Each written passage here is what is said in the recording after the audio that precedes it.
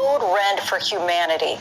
Tonight we begin with the wake-up call from the United Nations on what they call the unequivocal impact humans are having on our planet. Their once-in-a-decade climate report is out today, and with it comes a warning about what could happen if humans do not aggressively change. It's the world's most expansive report yet into climate change, and there's no sugarcoating it. The UN report says at this point we are not able to stop global warming for at least 30 years. Essentially, a hotter future is already locked in. A future where extreme weather events like devastating fires, historic flooding, and extreme heat are all more common.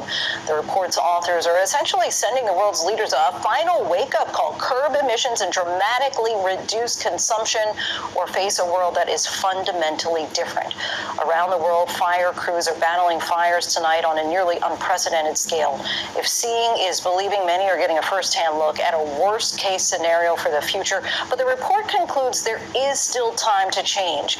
Our Maggie Rulli reports from Greece.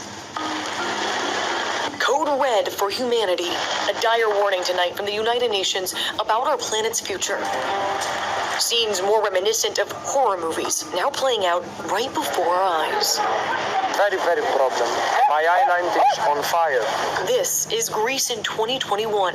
Turkey, California, China, Germany. A brand new once-in-a-decade report from the UN is incredibly clear. We are altering our planet. The report detailing how climate change is making extreme weather worse in every region of the globe. Hotter heat waves, heavier rain, more extreme droughts, raging infernos.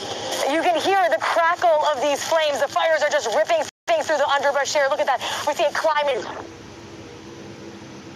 That tree is going all the way up the hillside. We have seen dozens of these hot spots popping up along the road.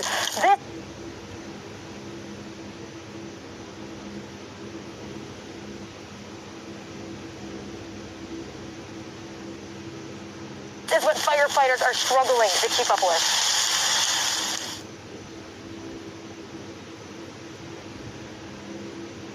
Here in Greece, the fire is turning the sky a bloodshot, ominous red, forcing residents out of the Greek island of Evia, making conditions all the more difficult for the crews desperately trying to help them to safety. My heart cries, I leave my family behind. The Greek wildfires have been raging for more than a week. Neighboring Turkey finally got most of their fires under control after nearly 2 weeks, killing at least 8. And it's all across our globe. Extreme weather of seemingly biblical proportions. Now a painful new normal. Firefighters had been working in this area just a few days ago, but they've already moved on to other areas now. You can see obviously the fire is starting again here. There are at least 93 active wildfires burning in Siberia, over 2.8 million acres destroyed, some villages in the region evacuated. In America's West, record heat, drought, and strong winds feeding blazes like the Dixie Fire up in Northern California, now the largest singular fire in the state's history.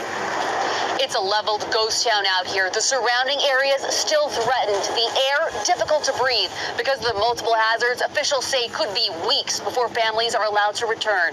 The 8 largest fires in California have all occurred in the past 4 years. Unprecedented 116-degree heat in the Pacific Northwest and all-time record highs in Canada, causing hundreds of deaths earlier this summer. And if it's not record heat and fires, it's flooding. Yet again, Venice's iconic St. Mark's Square covered in water far earlier in the year than normal. These horrifying scenes from China, commuters trapped in chest-deep water in train cars, streets transformed into rivers after record rainfall in the center of the country. How high was the water up to here? I was in Germany just 3 weeks ago, the site of devastating floods after a once-in-1,000-year rainstorm killed at least 160 people. There's so many people dead.